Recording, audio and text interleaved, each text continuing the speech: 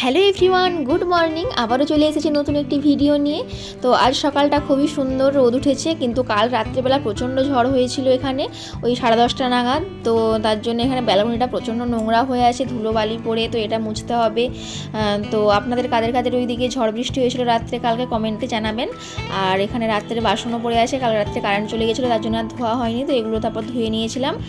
তারপর আজকে একটু চা খাওয়ার ইচ্ছে হলো সকালে, ঠান্ডা ঠান্ডা ওয়েদারে, তার জন্য একটু দুধ চা বানিয়ে নিচ্ছি আর ভাতও বসিয়ে দিয়েছি। প্রথমে সৌরভ বলেছিল সে ভাত খাবে, তার জন্য বেশি চাল নেওয়া হয়ে গিয়েছিলো। তো তারপরে আবার চাল টাল তুলে রেখে এখানে ছাঁকনিতে ছড়াতে দিয়ে দিয়েছি। আর বাঁধাকপি করবো, ওটাও ফ্রিজ থেকে বের করে রেখে দিয়েছি। আজকে আর তেমন কিছুই করবো না, আলু পটল ভাতে দিয়েছি ভাতের মধ্যেই। আর যেখানে চা খেতে বসে গেছি, মুড়ি আর বিস্কিট নিয়েছি চায়ের সাথে।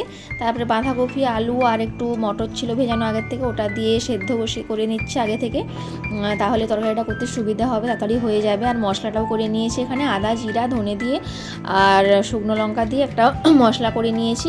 তারপরে যে এখানে আমার বাঁধাকপিটা হয়ে গেছে, এরকম মাখো মাখো টাইপের হয়ে গেলে এটাকে নামিয়ে নিচ্ছি।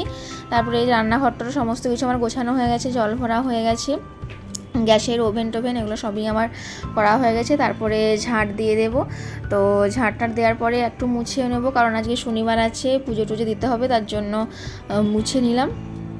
তো মুছে নেওয়ার পরে তারপরে স্নান করতে যাই, স্নান করে এসে তারপর ঠাকুরকে ধূপ দিয়ে তারপরে খেতে বসে যাই। তো আজকে আমার লাঞ্চের মেনু খুবই সিম্পল ছিল, আলু পটল সেদ্ধ আর বাঁধাকপি আর একটু স্যালাড কেটেছিলাম, তো ওই থালাতেই আলু মেখেছিলাম আর ওতেই ভাত নিয়ে নিয়েছি।